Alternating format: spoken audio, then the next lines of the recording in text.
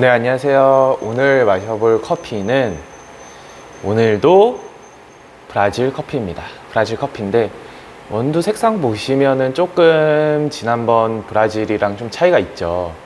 좀 더 밝다는 거를 발견하셨을 것 같은데 보시면 이게 지난번에는 저희가 이제 풀시티하고 시티 사이 아그트론으로 치면 한 48, 47 이 정도를 로스팅을 한 걸로 먹어보면서 얘기를 나눴었는데 이제 오늘은 로스팅에 따라서도 이제 같은 원두일 때 맛이 어떻게 다른가 이런 거를 약간 다뤄보려고 합니다. 요거는 지금 로스팅 포인트가 굉장히 밝아요. 제가 많이 커핑할 때 많이 쓰는 로스팅 포인트 정도이고 요거는 로스팅 포인트가 하이 정도 됩니다. 하이에서 시티 사이? 보통 이제 하이 정도로 로스팅 포인트를 많이 잡아서 이제 커핑 할 때 쓰는데 요거는 아그트론 측정해 보면 한 60 정도로 나오고 있어요. 60 나오고 내부는 70 그 정도 나오고 있습니다. 이것도 이카와 프로로 로스팅을 했고 이제 요거는 제가 그때도 아메리카노로 마셨어서 요것도 아메리카노로 내렸어요. 아메리카노로 내렸고 그랬을 때 이제 맛 비교를 한번 해보려고 해요. 요것도 원두를 18g 담아서 에스프레소 40g 추출 시간은 한 25초 정도 나왔던 것 같습니다. 디게싱 기간은 일주일 정도 됐을 거예요.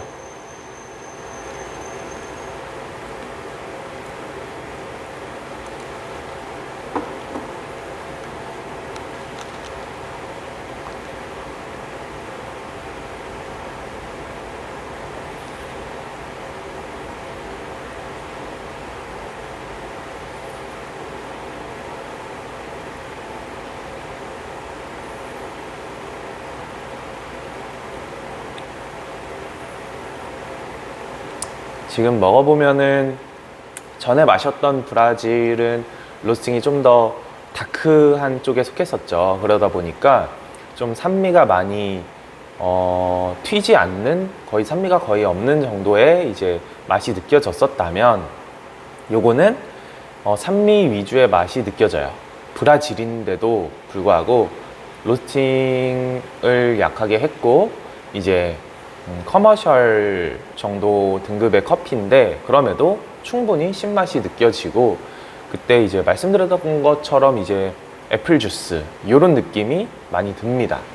그리고 고소한 느낌보다는 고소한 느낌도 전에 먹었던 이제 조금 다크하게 로스팅된 커피보다 고소한 맛이 현저히 떨어져요.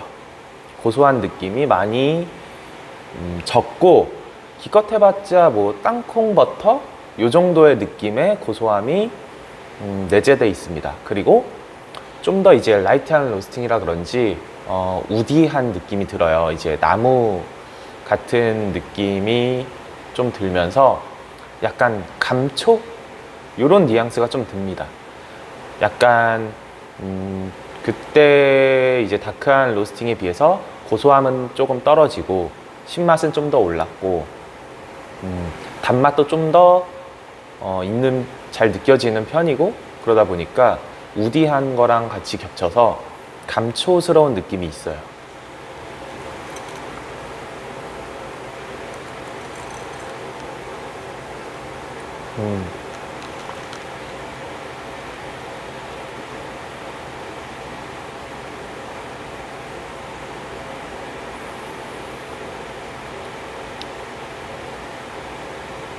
그래서 애플 주스, 약간 감초 또는 갈색 설탕 그리고 땅콩 버터 이런 느낌이 듭니다. 그리고 약간 흑향 이런 느낌이 들어요.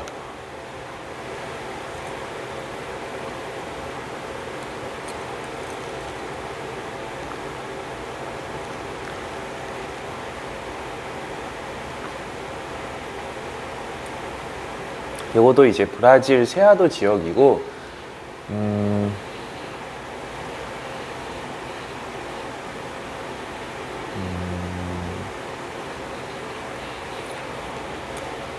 이런 것도 이제 집에서 드시는 분들도 많이 해보면은 좋을 것 같아요. 로스팅 집에서 하시는 분들도 계신 것 같은데, 그 외에도 좀 뭐 같은 지역의 생두더라도 로스팅에 따라서 또 맛이 어떻게 다른가, 이런 것도 많이 찾아서 드셔보시면은 좀 더 재밌게 커피 생활을 할 수 있지 않을까 생각이 듭니다. 저도 사실 이제 요 커피를 한 10년 이상 접하고 공부하고 이제 직업으로도 있고 많이 했는데, 맨 처음에는 이제 그냥 커피만 마시면서 뭐 좋은 카페 찾아다니고 집에서 원두 사서 내려 먹고 요런 생활을 꽤 오래 했었어요. 그러면서 이제 요건 이렇고 요건 이렇고 요건 이렇고 이게 너무 재밌는 거예요. 그래서 집에서 손으로 막 갈아서 먹어보다가 뭐 그라인더가 안 좋으면 뭐 어떻다 뭐 이런 얘기도 많이 들으면서 그라인더도 점점 이제 좋은 걸 사게 되고, 그러다 결국에 집에서 제가 말코닉 EK43까지 구매를 하게 된 상황이 있었는데, 그런 걸로 이제 또 그러면은 내가 요 분쇄도에 따른 어떤 편차는 최대한 줄이고 추출을 하겠다라는 장점이 있었고, 그 장점으로 이제 또 어떤 거 다양하게 막 테스트하면서 뭐 물의 경도가 어떠면 커피가 어떠느니 막 이런 얘기도 막 한창 나올 때여서, 또 경도를 측정하는 장비 뭐 얼마 안 했어요. 그때도 뭐 2만 원 했었나? 기억이 잘 안 나네요. 엄청 오래된 일이라. 그런 것도 사다 가지고 뭐 전기 전도도 측정해서 몇 곱해가지고 막 그런 거를 하면서 막 TDS 농도가 어떠니 막 이런 거를 많이 실험하면서 되게 즐거웠던 것 같아요. 그때는 제가 이제 좋아하는 거를 취미 생활로 좀 깊게 막 파고들다 보니까 굉장히 재밌게 느꼈었고, 나중에 나는 뭐 커피 관련된 직업을 하지 않을까라는 생각을 하면서도 되게 그 과정들이 다 즐거웠었던 것 같아요. 근데 그러면서도 제가 이제 테스트 하면서도 되게 나왔던 결과가 틀렸던 경우도 많았고, 뭔가를 하나를 실험할 때 굉장히 뭐라 그러죠?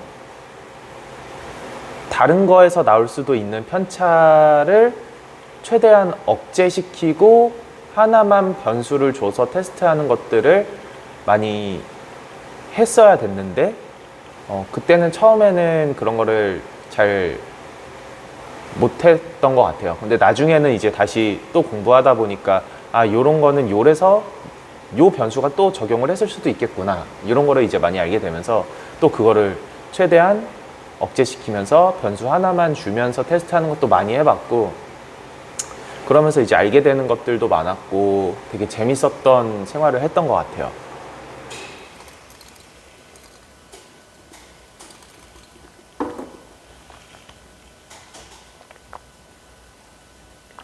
또 그 당시에는 되게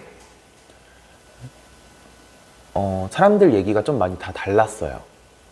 그나마 조금 신뢰할 수 있었던 커피 채널이, 그 당시에는 제가 블랙워터 이슈 이 채널을 많이 보면서 그거에 의견들 듣고, 근데 거기도 틀린 정보도 많이 있고 맞는 정보도 많이 있고, 공부할 게 무엇보다 많아서 좋았어요. 거기서 이제 누군 이렇다더라 누군 이렇다더라 이런 거를 접하면서 이런 논문이 있다더라.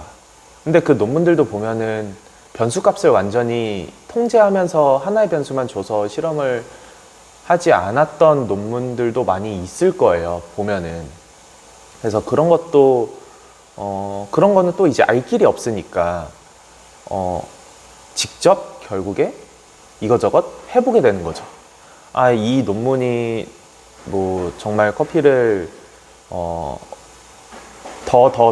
깊게 공부해서 변수를 하나만 통제해서 한 측정일까? 아니면 다른 변수가 적용을 해서 그것도 영향을 줘서 결국에 A는 B다라는 결과가 틀린 얘기일 수도 있겠구나라는 걸 알 길이 없는 거죠. 그 테스트한 분만 아실 테니까. 그래서 직접 이거저거 장비 막 사가면서 테스트도 해보고 뭐 결국에 집에서 색도계 막 200만 원짜리 색도계도 사고 나중에는 뭐 생두 수분이랑 밀도랑 온도 측정하는 거 뭐 이런 것도 사고 되게 그런 거를 사면서 테스트하면서 되게 즐거웠던 것 같아요. 또 이제 TDS 측정하는 또 당도도 측정할 수 있는 그런 측정기도 사고 온도계도 사고 막 여러 실험하면서 되게 즐거운 저는 그래도 나름 좀 오타쿠스럽다면 오타쿠스럽지만 즐거운 커피 생활을 했던 것 같아요. 물론 가정에서 그런 걸 다 사면서 할 수는 없겠지만 저는 제가 학교에서 공부는 잘하는 편이 아니었거든요. 그러다 보니까 왜냐면 관심이 없었어. 내가 하고 싶은 일을 하고 싶은 거를 깊게 파는 거를 즐거워하는 사람이었지 내가 관심 없는 분야를 열심히 공부할 끈기는 없었던 것 같아요. 근데 내가 좋아하는 일은 진짜 미친 사람처럼 하는 경향이 좀 있어서 그게 저한테는 즐거운 낙이자 취미이자 좋은 영향을 줬던 것 같아요. 뭐 날 세워가면서 막 이것저것 하니까 그때는 제가 이게 결국에 커피를 맛으로 느껴서 내가 판단을 해야 되는 거니까 이 센서리 맛을 느끼는 거에 대한 트레이닝도 많이 병행이 돼야 되거든요. 그래서 나는 그때는 먹어도 잘 모르겠어. 막 이게 맛이 신맛만 있는 것도 아니고 뭐 단맛만 있는 것도 아니고 막 이러다 보니까 내 경험도 부족하고 그러니까 시기도 하고 달기도 하고 뭐 쓰기도 하고 뭐 다양한 향이 나니까 여기서 향을 어떻게 분류할 줄도 모르고 그래서 많이 어려웠다고 느꼈고 또 그게 공부해도 해도 막 계속 할 수 있다는 즐거움이 있었던 것 같아요. 커피 하나를 놓고도 내가 이걸 정말 내가 제대로 맛이 보고 있는 게 맞는가 해서 그거를 진짜 내가 맛이 뭔가 옛날에는 좀 막 로스팅 업체에서 커피를 사면은 원두를 내려서 거기에 나와 있는 컵노트를 보면서 지금 보면은 조금 바보 같은 짓이긴 한데 컵노트를 보면서 그거를 믿고 이 맛이 느껴질 때까지 커피 한 잔을 한 진짜 거짓말 안 치고 한 3시간 정도 앉아서 홀짝홀짝 마시면서 버거 하면서 내가 느끼는 게 맞나 가가가가 하면서 막 마셨던 기억이 있어요. 3시간 동안 한 잔을 계속 음미하면서 마셨던 거죠. 근데 그런 게 바보 같긴 했어도 되게 많은 도움이 있었고 즐거웠습니다. 그리고 뭐 향을 이제 결국에 이게 향이라는 게 내가 경험해보지 못한 향에 대해서는 어떤 향이다라고 정의를 내릴 수 없는 거죠. 본인이 향을 맡고는. 그래서 그 향을 공부해야겠다라는 생각이 또 들어서 그 향 오일이 있어요. 오일. 그게 이제 종류가 30몇 가지 있는 게 있고 100가지가 있는 센서리 트레이닝 하는 향 키트가 있는데 그거를 이제 또 구매해가지고 저는 그때는 또 30가지가 적다고 생각했어요. 그래서 100개 들어있는 걸 사서 하나씩 맡고 이게 흑향이구나 맡고 이게 포도향이구나 이게 뭐 우유향이구나 막 이런 거를 되게 공부했던 것 같아요. 자스민 향도 맡아보고 이게 자스민 향이구나 그러면서 그 트레이닝이 막 재밌어서 막 하다 보니까 나중엔 커피를 먹어보고도 향을 내가 느꼈던 경험이니까 이 커피에서 어떤 향이 나오는지 파악이 되는 거죠. 이거 나 먹어본 향인데? 맡아봤던 향인데? 이게 되는 거예요. 그러니까 처음에는 여러분들도 그런 게 있을 거예요. 이거 어디서 맡아본 향인데? 이게 일단 그거에 대한 경험이 있었다는 거예요. 근데 내가 맡아보지 못한 향은 모르는 거죠. 내가 뭐 백날 커피에서 뭐 자스민 향이 난다 이래도 자스민을 실질적으로 내가 향을 맡아보지 않는 한 이게 자스민 향인지 알 수 없다는 거예요. 그래서 나중에 이제 저는 뭐 그런 거 공부하는 분들한테 그런 향 센서리 키트 구매하는 것도 되게 추천해요. 재밌어요. 일단 재밌고, 근데 단점은 주의해야 될 거는 너무 빠져서 백날 그거를 맡고 있으면 건강에 좋지 않으니 한 번 맡고 몇 분 이제 테스트를 하면은 다시 휴식 시간을 몇십 분 갖고 이런 식으로 이제 해야 됩니다. 안 그러면 머리도 아프고 그렇게 건강에는 좋지 않았던 것 같아요. 그래서 그런 거를 이제 경험하면서 커피를 먹어보니까 이거 어디서 맡아본 향이야. 그러다가 이게 자스민이구나. 이게 포도구나. 이게 장미 계열의 향미구나. 요거를 점점 파악이 된 거죠. 그래서 그런 향에 대한 트레이닝은 우선 내 경험에서 나오는 거라 다양한 경험이 필요합니다. 그래서 여러분들도 그런 거를 조금 취미생활로 뭔가 커피를 하고 싶다 하는 분들한테 저는 첫 번째로 추천하는 게 향 센서리 키트. 한 100개 들어있는 거 구매하세요, 그냥. 30 몇 개도 괜찮은데 재밌잖아요. 100가지가 되면은 재밌을 거예요, 진짜. 취미로 생활하기에.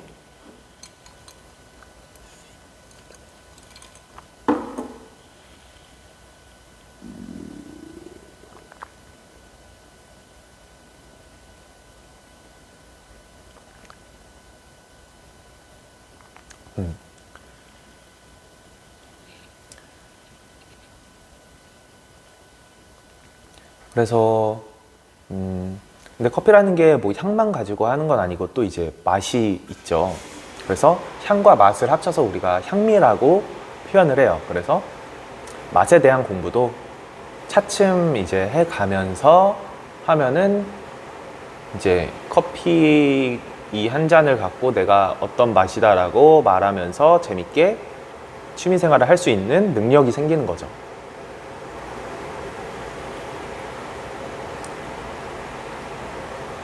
맛에 대한 거는 다음에 또 이제 시간을 갖고 한번 얘기를 해보도록 하고, 이걸 로스팅의 차이에 대한 생두, 브라질 요 생두 얘기를 또 마저 하자면 할 얘기가 너무 많다. 로스팅 얘기하니까 근데 또 제가 그게 생각이 나요. 옛날에 한창 우리나라에서 원래는 되게 다크한 계열의 로스팅이 많이 있었어요. 우선 첫 번째로 대중들이 그런 고소한 계열의 커피를 더 선호하는 경향이 있습니다. 우리나라 분들은. 해외는 좀 다를 수 있는데 그게 그런 거랑 같아요. 뭐 부산 음식은 어떻다더라, 전라도 음식은 어떻다더라, 경상도 음식은 어떻다더라. 그게 뭐냐면 그 지역마다 갖고 그 생활하는 환경이 다르잖아요. 뭐 부산에 계신 분들은 아무래도 바다랑 근접하다 보니까 해산물 위주로 접하게 되고, 그럼 거기에 따른 음식법이 많이 발달을 하게 되는 거고, 뭐 전라도 쪽에 있는 계신 분들은 뭐 넓은 그 땅이 있으니까 그 농경지에서 나오는 음식을 토대로 그런 요리법이 많이 발달을 할 거고, 그러니까 자기가 사는 지역 환경에 알맞은 음식이 많이 그 방법으로 개발을 하게 돼요. 그러다 보니까 어느 지역은 좀 더 짠 거를 선호하는 지역이 있을 수 있고, 어느 지역은 좀 싱겁게 먹는 문화가 발달할 수 있고 그래요. 그래서 커피도 마찬가지로 미국에 있는 분들이 즐기는 커피의 농도랑 유럽에 있는 분들이 즐기는 커피의 농도, 또는 한국에 있는 분들이 즐기는 커피의 향미 자체가 조금 그 대중성으로 본다면 차이가 있을 수 있다는 거죠. 그러니까 식문화가 다르다라고 보시면 좋아요. 뭐 유럽이나 호주 이런 데는 약간 산미 있는 커피가 좀 많이 발달을 했어요. 우리나라는 좀 고소한 계열의 커피가 발달을 했습니다. 요거에 대한 것도 제가 나중에 물과 관련 지어서 한번 설명을 하면은 재밌을 것 같아요. 지금은 벌써 영상이 막 20분이 넘어가니까 우선 요거에 대한 거 한번 얘기를 다음 편에 다뤄보고, 그러면은 로스팅에 따른 차이는 제가 예전에 또 이제 한창 우리나라가 그래서 고소한 계열의 뭐 요런 다크한 로스팅을 하는 커피가 많이 있었는데, 점차 이제 해외에 있는 그런 로스팅된 원두나 그런 거를 많이 접하면서, 또는 문화를 많이 이제 경험하면서 라이트하게 로스팅되는 커피에 대한 관심을 갖기 시작한 거죠. 그래서 저도 그 당시에 굉장히 관심이 있었고, 또 생두 자체도 스페셜티 계열의 생두가 들어오고, 그리고 또 농사하는 그 분들도 옛날에는 스페셜티랑 뭐 커머셜이랑 어느 정도 섞여서 어디 커피 어떻다더라 좀 뭉뚱그려서 대체로 품질이 괜찮은 느낌이었다면, 요새는 워낙 세부적으로 막 나눠요. 요거는 커머셜, 요거는 하이 커머셜, 요거는 프리미엄, 요거는 뭐 스페셜티, 이런 식으로 한 국가에서도 생두 등급을 확 분류를 하다 보니까 오히려 등급 체계가 막 나뉘게 된 거죠. 전에는 좀 뭉뚱그려 있었다면. 그러다 보니까 좀 더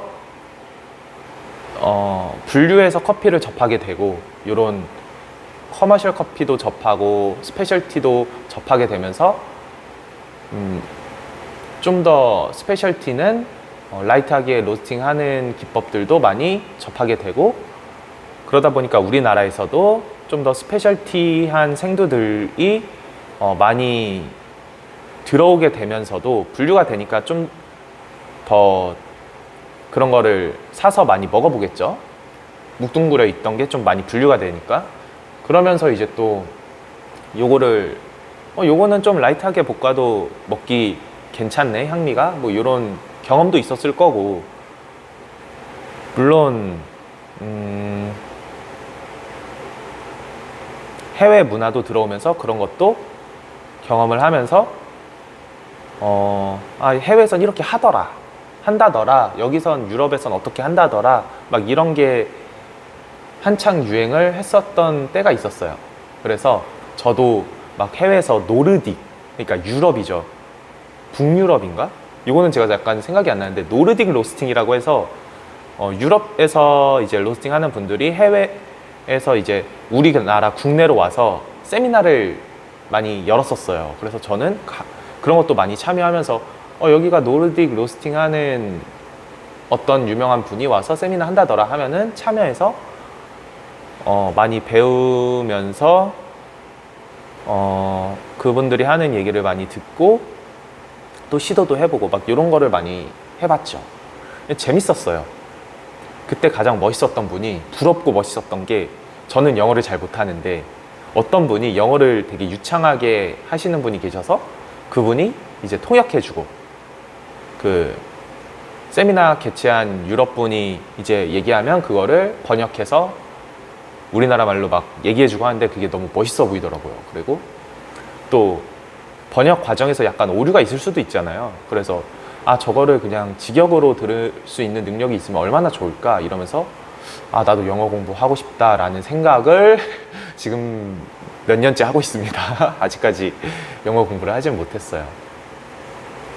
그래서 그런 거 접하면서 이제 로스팅에 따른, 이게 로스팅만으로도 맛이 어떻게 다를 수 있구나, 해외랑 국내랑 물의 경도가 차이가 많이 나니까 이 경도 차이에서 이제 또 식문화가 많이 달라질 수 있겠구나, 이 커피도 그 경도 차이로 인해서 로스팅 기법이 많이 차이가 있었던 걸 수도 있겠구나, 이런 거를 좀 많이 느끼게 된 거죠. 우리나라 물이 굉장히 좋은 물이에요, 여러분. 이게 경도라고 하는 이제, 그러니까 석회질이 많이 들어있지 않은 깨끗한 물입니다. 우리나라 물은. 해외는 석회질이 많이 들어있어요. 그래서 그런 류의 물이 많고 탄산수가 그래서 해외는 많잖아요. 그거 자체가 좀 그런 뭔가 클린한 느낌을 먹고 싶다 보니까 탄산수가 많이 발달을 한 것 같아요, 해외에서는.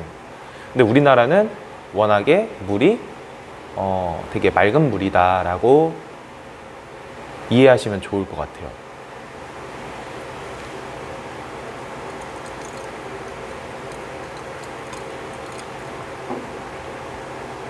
그래서 이게 다크하게 로스팅된 브라질에 비해 또 어떻냐 얘기를 한번 해보면 바디감이 좀 가볍죠.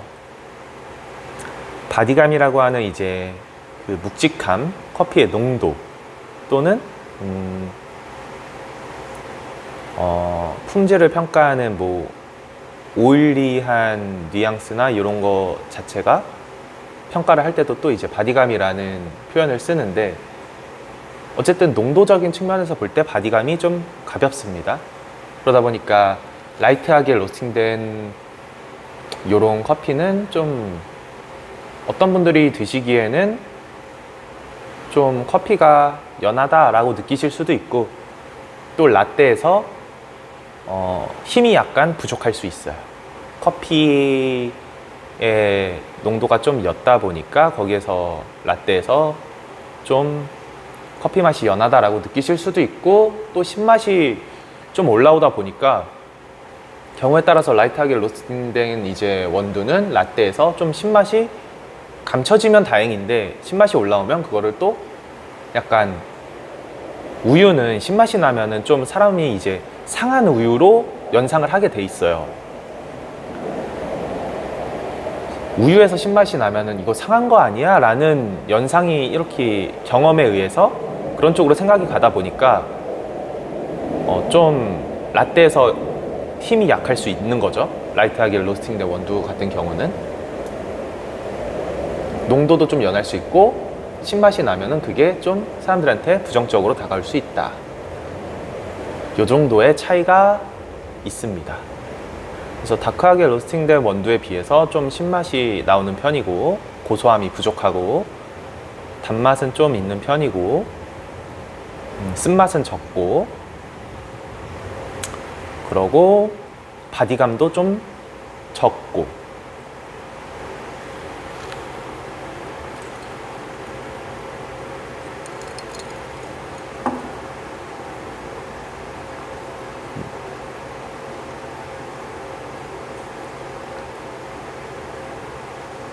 다시 한번 요 컵 노트, 요 향미를 나열하자면 애플 주스 또는 감초, 해외에선 뭐 스윗 우드라고도 말하는 것 같아요. 달콤한 나무 껍질 이런 느낌으로 표현을 하는 거죠. 스윗 우드 또는 땅콩 또는 땅콩 버터 또는 완두콩. 약간 날것의 느낌이 살짝 있죠. 완두콩스러운 느낌도 살짝 있고, 그리고 갈색 설탕, 그리고 흙, 이 정도의 향미가 되겠습니다. 그래서 오늘 커피는 이렇게 라이트하게 로스팅된 브라질 세아도를 얘기를 한번 해봤습니다. 다음번에도 재밌는 생두를 갖고 먹어보면서 여러분들이랑 대화했으면 좋겠어요. 그리고 구독과 좋아요 눌러주시면 감사하겠습니다. 감사합니다.